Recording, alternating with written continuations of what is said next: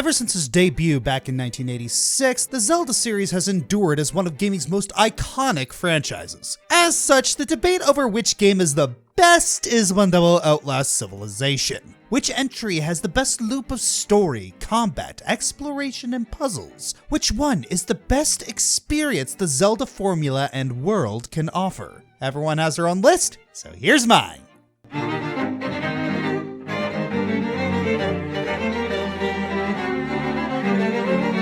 In a fantastical land where magic and metal machines go hand in hand, our blonde hero must traverse through the land with his partner, a suit of mystical armor possessed by the soul of his closest companion, to try and restore them back to their true body and put an end to the malevolent forces at work. And this epic adventure of mystical machinery is simply called The Legend of Zelda Spirit Tracks. What? Okay, for real this time. In the sorta sequel to Phantom Hourglass, an evil chancellor has stolen Zelda's body, aiming to revive a dormant demonic king. To stop him, Link and Zelda's spirit must journey together through Hyrule to recover Zelda's body. But unlike Hourglass or Wind Waker, you won't be traveling by boat, you'll be traveling by train! So, yeah, combine Zelda and Thomas the Tank Engine, you get Full Metal Alchemist. Ha ha! Said James. I can't discuss Spirit Tracks without briefly touching on Phantom Hourglass, since they're two sides of the same rupee. They both fall within the same timeline as Wind Waker and follow the same environment and character designs. And they took Hyrule to the Nintendo DS. Honestly, Phantom Hourglass did a pretty good job with the DS translation, though the touchpad navigation was kinda awkward. That and the Ocean King flavored elephant in the room. Spirit Tracks, meanwhile, had a significant improvement over its predecessor, both improving and perfecting controls and bosses using the DS, and doing a better central dungeon. Like, is there any real comparison? I also kinda like the train mechanics. They don't hold a candle to sailing the ocean blue on a boat, but let's be honest, what does? It's still a unique mode of transportation and the mechanics make good use of the touchpad. But yeah, switching tracks can be annoying. But arguably the biggest innovation? Getting to play as Zelda. What talk of madness is this? Yes, we know last time that didn't go well, but here it works. This time around, Zelda has ghost powers, and you use her to possess the Phantom Armors. This is really handy for solving puzzles. Plus, it's just nice to see her out in the field more. I mean, it took her having her body hijacked for it to happen, but I can't complain. They even take the time to call out this fact, and it's hysterical. Gotta keep her as the franchise's title character somehow. Define irony, Ghost Zelda is one of the most lively ones. All in all, Spirit Tracks is a fun adventure on the DS that takes a few steps above its predecessor. Yeah, the DS mechanics still can get a little awkward, but we can't say they didn't give it the old college try or succeed because, yeah, they did.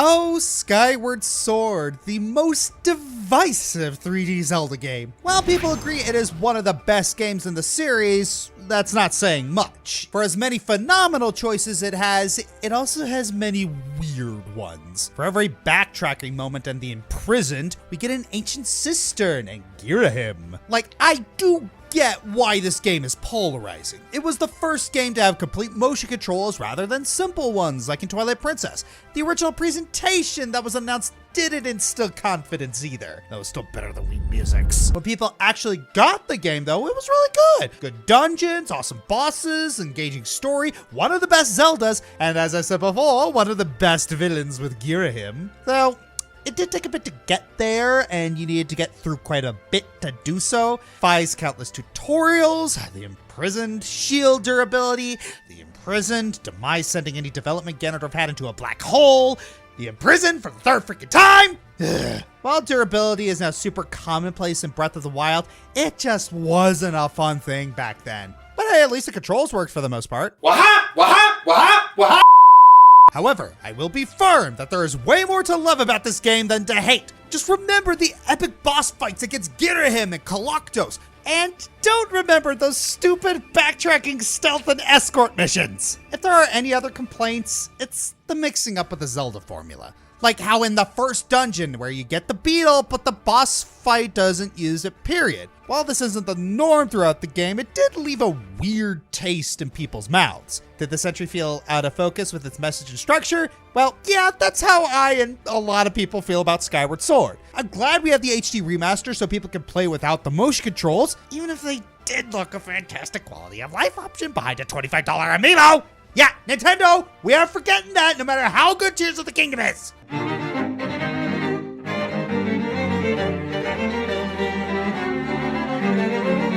Remember when I mentioned how Zelda 2 broke away from the formula that the original game presented?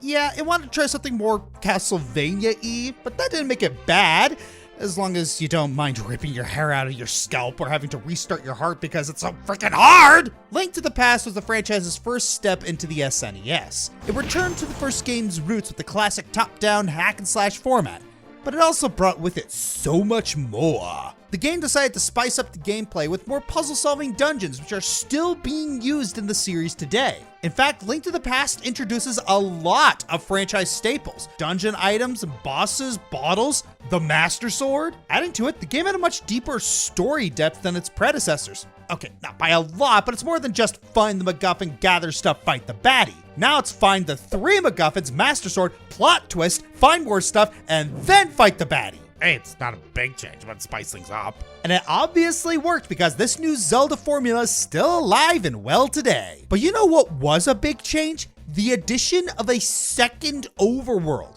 For context, the first half of the game has us journeying through Hyrule as per usual. But in the second half, we're forced to brave a dark mirror dimension completely warped by Ganon. This was a huge step in scope for the series, taking Link out of the only home he's known, in this timeline anyway, and into a twisted, unknown parallel. Again, this is another feature that's become the norm for the series and only helped raise the stakes from here on out. Before Ocarina came out, Link to the Past was the gold standard for the Zelda series. And are you shocked? It introduced so many elements that have shaped the franchise as we know it. Alas, as time moves forward, the game starts to show its age, and other titles start utilizing the innovations a little better. Still, we can't forget the part Link to the Past played in setting the bar for most of the series.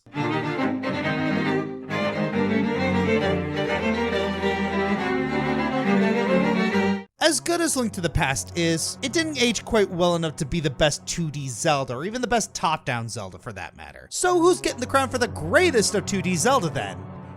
Behold! Whoopsie. Now behold. Yep, it's the cult classic Minish Cap. While it's not a monster hit like other Zelda games, it still garnered a strong following, especially recently, and for good reason. To start off, the sprite visuals are top-notch. This is on par with Skyward Sword and the Link's Awakening remake as the liveliest a Zelda game has ever looked. It even feels more refined than Four Swords despite sharing similar assets. The plains, forests, mountains, lakes, and even the graveyard all have excellent designs and coloring. The music's really varied too. Special mention goes to Hyrule Town for the vibrant atmosphere it gives, and Cloud Tops being an excellent remix of the main theme, amping up the feel of the adventure to 100. The gameplay is your top-down Zelda fare, all the while sporting some fun exclusive mechanics like the ability to shrink down and a variety of unique weapons such as the Gust Jar, Cane Apache, and a grand return of the Rockscape. The game is a bit linear, but it's much less grueling than A Link to the Past and gives you more time to enjoy the mechanics before it starts to really push your buttons. The story isn't too complex. Zelda gets petrified, you gotta find the a-hole who did it so you can save her. Still, the stakes are handled well, thanks to Vati being a really persistent villain who not only cursed Eslo into Robin Hood's leftovers, but also turns all of Hyrule Castle against you. It's just an overall feel-good Zelda game with some great adventure vibes and a plethora of content to show for it. Trust me, the Kin Stuns will keep you busy, for better or worse. So if this is the best of 2D Zelda, why isn't it higher? Come on, you know why. The upcoming entries are practically franchise giants. You blame me for cutting this one down a little? Consider this. If a game this good is this low, it'll be telling how good the next entries are.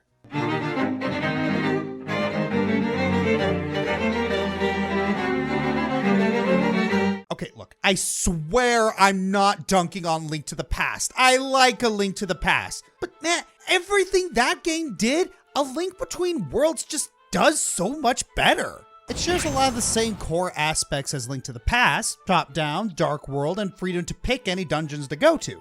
But in comparison, the difficulty curve is more generous here, since the world isn't hostile to you right off the bat.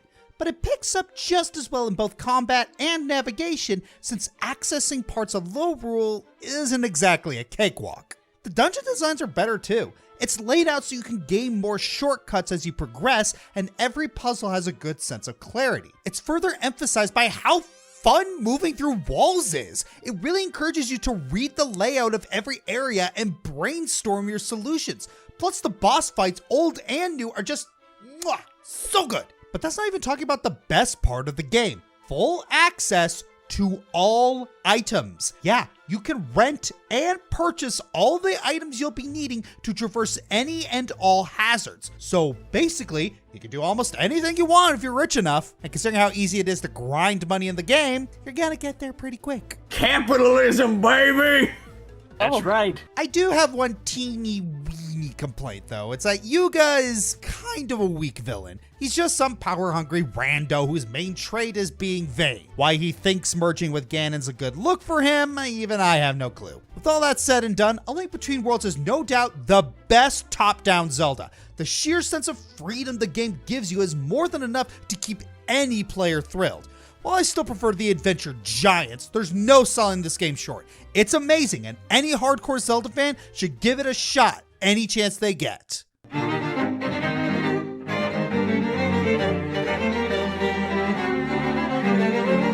All right, top 5, finally. And we are going to start with what many consider the most above average Zelda game, Twilight Princess. I say above average because, let's be fair, when was the last time you heard someone say something obviously negative about this game? Not recently. Sure, the game came out in 2006, and let's be fair, there were other reasons to be mad that year that I won't mention here, but this game really was the whole package, wasn't it? Fans have been clamoring for a more realistic style Zelda game since Majora's Mask, and Wind Waker didn't help. With the GameCube tech demo showing off a more realistic looking fight between Link and Ganondorf making the rounds, people really wanted that full Zelda experience with graphics that make it more Final Fantasy and less whatever Wind Waker was. And yeah, Twilight Princess delivered. With a darker tone, one of the best partners in the series, and the largest Zelda map before Breath of the Wild that isn't an ocean, it blew away expectations. Pretty sure you can hear the butt coming from a mile away, though it is pretty faint. There was something about Twilight Princess that didn't make me feel fulfilled in a way. Sure, it's a great game, but similar to Skyward Sword, it takes a bit to get going, and once it gets going, there are huge stops here and there that make it feel like a slog at the start. No, I'm not just talking about the Tears of Light sections, though those don't help. There are a lot of parts that the game forces you to go through in order to progress that feel needless. You want to enter the Goron Mines? Well, time to learn sumo wrestling. Want to enter the Lakebed Temple? Well, time to do an escort mission. Do you like pushing block puzzles on ice? Well, we got it. How about a scavenger hunt across the entire world to make the most useless dungeon item feel more important? Now, unlike Skyward Sword, which has long stretches of these types of scenarios, all the above problems are pretty short, for the most part. And while they can feel a bit sluggish, they do not detract from the best parts of this game. The bosses are huge scale fights that test your skill and resolve. The dungeons are amazing with very few issues that crop up in them. And the controls are some of the best until Breath of the Wild, while really making you feel like that hero you were back in Ocarina. I'm glad we got a remaster of this game because it really is one of the best Zelda games around. If it had less story padding and Twilight jokes and more focus on the game itself, it would be in the top 3. But I think this is a good spot for it.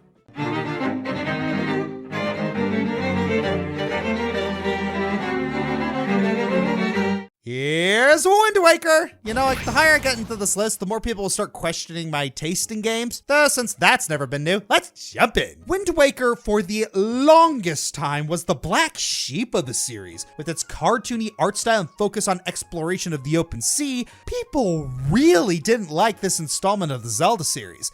Dummy.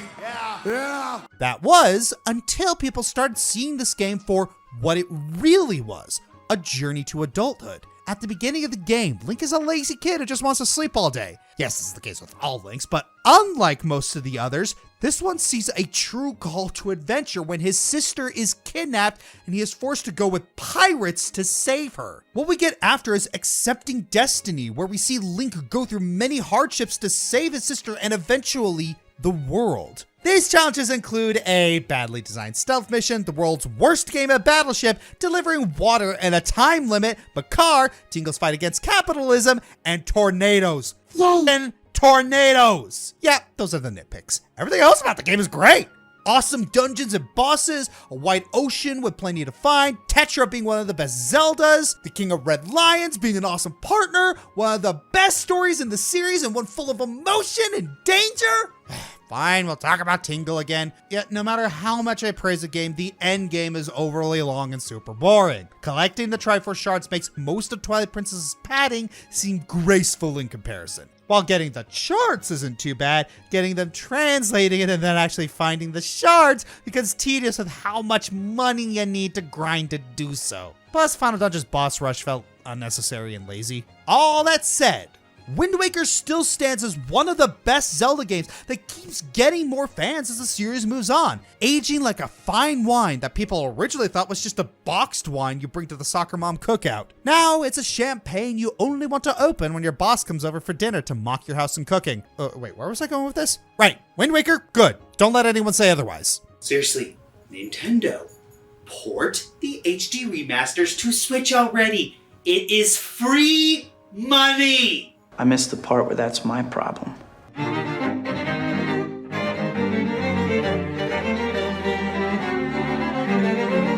was gonna start a debate no matter where I put this game, so let's just rip the band-aid off.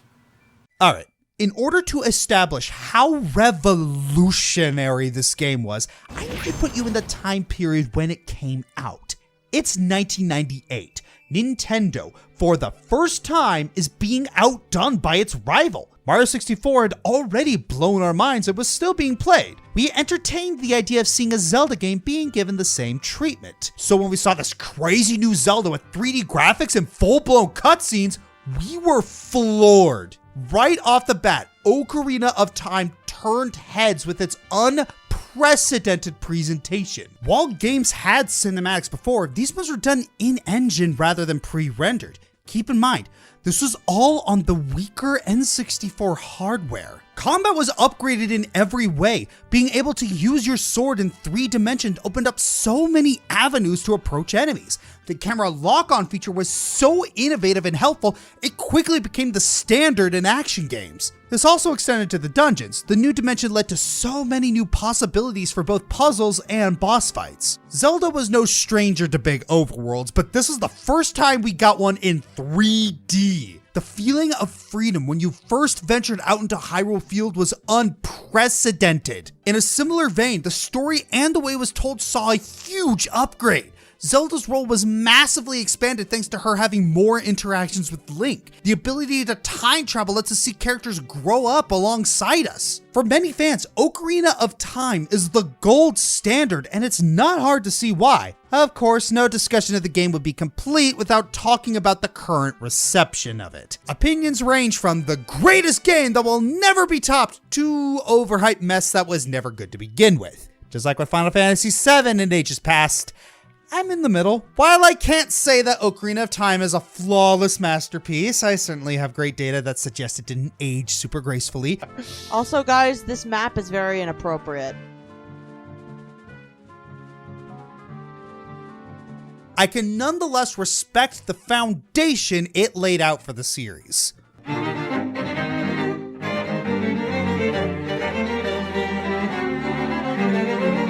During the early 2010s, the Zelda series was in an awkward place. More and more fans were becoming critical of the franchise for being too linear, handholdy, and samey with its formula. This reached its peak with Skyward Sword. So when the next big home console Zelda game got announced, fans were skeptical to say the least. Thankfully, Breath of the Wild was everything people hoped it would be. To start with, the game blew us away with its unprecedented level of scope.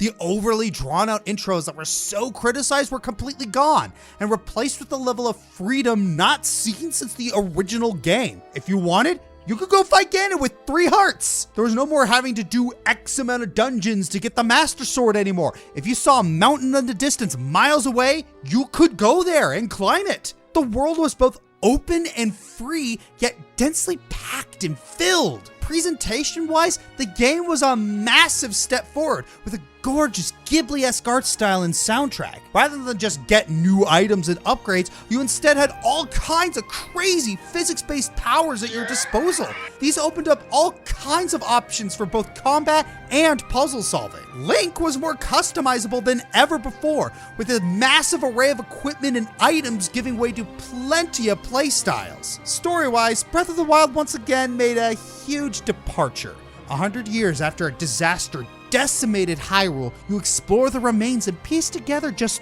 what exactly went wrong. This was aided by the series having actual voiced cutscenes for the first time. The only real problem I have with Breath of the Wild is that it's not the #1 entry. That's pretty much it. I'm an unbiased, objective reviewer.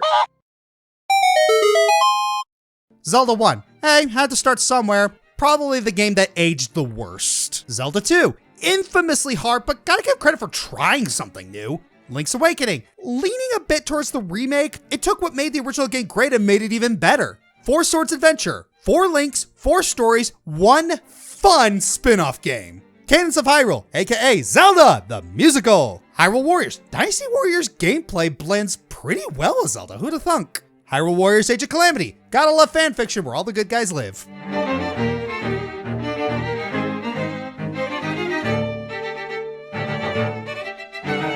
After the monumental success of Ocarina of Time, fans old and new were at the edge of their seats with how the series would top it. So when it was announced that Majora's Mask would be a direct sequel, people were hyped. While critics were just as enamored as before, fans were a bit more divided. It reused stuff from Ocarina. That's lazy. It's too different. The 3-day cycle is too restrictive. Why did I save normally? As a result, Majora's Mask only sold about half as many copies as its predecessor. But even at the time, people were beginning to slowly appreciate the game for how distinct it was. For starters, its tone and atmosphere. In Ocarina of Time, you start off with an epic shot of our hero riding his noble steed. In Majora's Mask, you start off with an ominous shot of the titular mask coming straight towards the player. While Ocarina of Time is a story of a hero realizing his destiny, within the first hour of gameplay, Link is transformed into a pathetic Deku scrub and gets thrust into a world completely unknown to him. Every time you look at the sky, you're reminded of the impending end of the world thanks to the moon crash. If you take too long,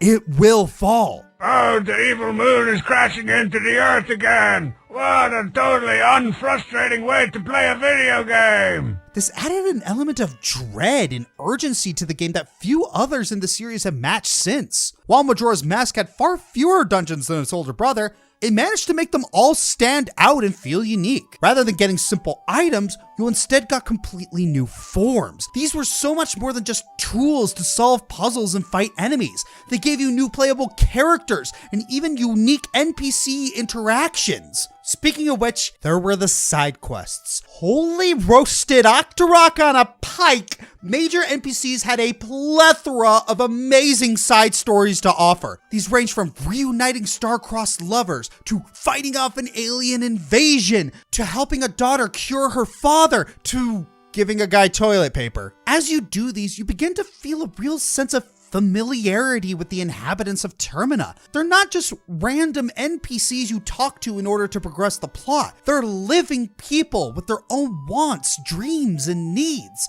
As time went on, people began to appreciate Majora's Mask on its own merits, rather than as a follow-up to Ocarina of Time. The 3-day cycle gave a ton of replayability. The reused assets help establish the whole bizarro version of Hyrule thing. Having fewer bosses meant they could be more than just use items then hit with sword 3 times. To this day, people still make analysis videos exploring the darker and bizarre aspects of the story. I'm Josh Scorcher, and Majora's Mask is my pick for the greatest Zelda game of all time. Though probably not the best pick for a newbie to start with.